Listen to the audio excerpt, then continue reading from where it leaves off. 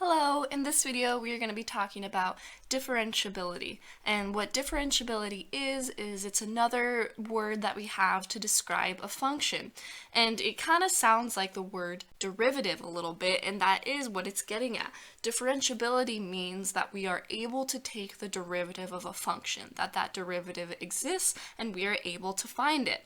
And so it might not be too obvious, but not all functions will be differentiable everywhere. There are some conditions in which we cannot take the derivative of a function, that derivative isn't defined or doesn't exist. So there are a few conditions that you're going to want to be familiar with that'll tell you if a function is differentiable or not, if we are able to take the derivative of it. So the first condition that has to be satisfied is that our function has to be continuous. And if you don't remember what makes a function continuous, go back and watch that video on continuity. But if we had a function that, say, had a removable discontinuity right here, maybe that's an x value of 4, we could not take the derivative of this function at 4. There is no slope that is going to be defined for this black function at an x value of 4, and that's because it's not continuous. That function isn't defined there. We have that hole, that little gap, so there's no way that we can talk about a derivative at that point. So that's the first condition that has to be satisfied in order for something to be differentiable. It first has to be continuous. And the other condition that has to be satisfied in order for our function to be differentiable is that it has to be smooth. And what I mean by smooth is there can't be any sharp corners or points in our function. So if we had a function that looked like this, and we'll say that peak is at an x value of 3, right here at this peak, you can see that we kind of have what's called a sharp corner or a cusp. And so our function, this function, is not going to be differentiable right there at that corner.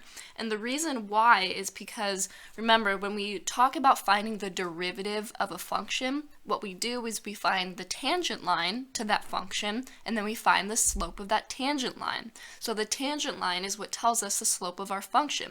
But if we were trying to find the slope of this function, we'll say this is f of x, and we were trying to find the slope of f of x right at x equals 3, right at this sharp point right here, well, we know that we should draw a tangent line. So if I did that, I could draw a line that looks like this. And is this line that I just drew tangent to f of x at that point? Well, yeah, it only touches it once, so that qualifies as a tangent line. But what if I drew a tangent line that looks something like that? Would that also be considered a tangent line? And yeah, because again, this second line that I drew only touches this function once. And again, I could draw another line, and this third line is also a tangent line because it only touches this function once.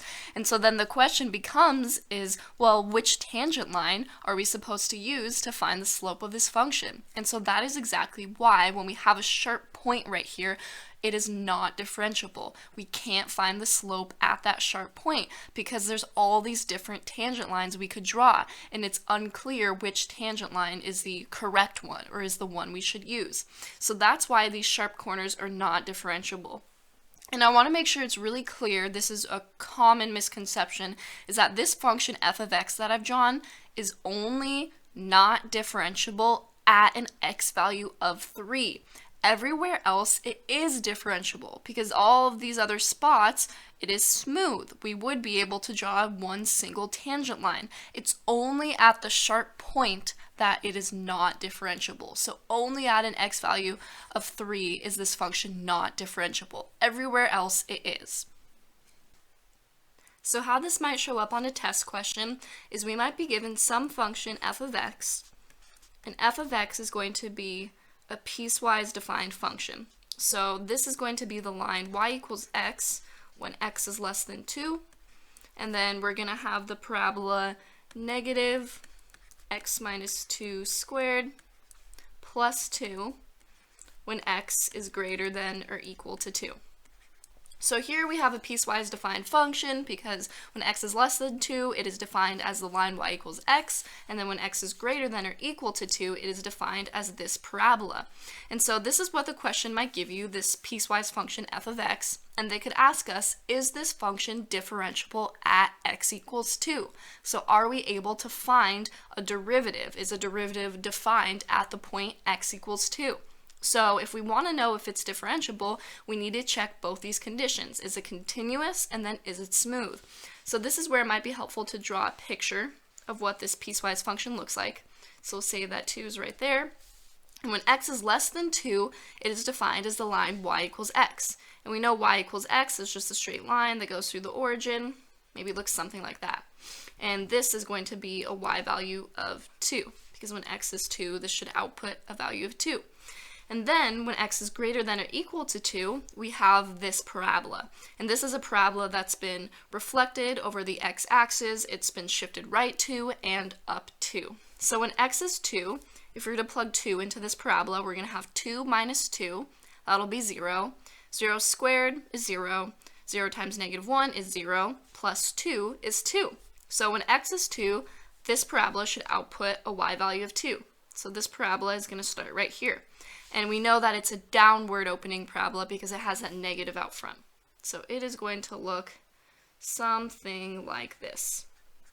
So this is our piecewise function f of x. And we want to know, is this function differentiable? Can we find a derivative when x is 2? So first we want to check continuity. Is this continuous? And again, if you don't remember the conditions for continuity, go back and watch that continuity video. So looking at this function, it looks like it is going to be continuous, right? We have no holes, we have no jumps or gaps, and so I can draw this whole function without picking my pen up. It's all connected in one line, so it looks like this is going to be continuous. So that first condition has been satisfied.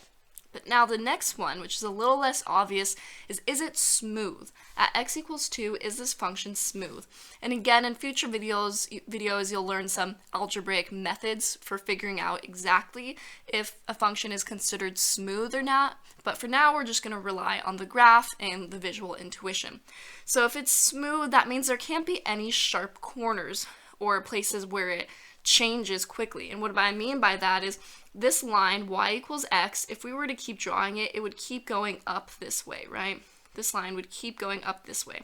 But this parabola quickly turns down at x equals 2. So there is going to be a sharp corner right here because this line wants to keep going up in the first quadrant, but this parabola immediately turns downward. So this, where they connect right here, is not going to be a smooth connection. There's going to be a little bit of a bump or a corner here. So this would not be considered smooth at x equals 2.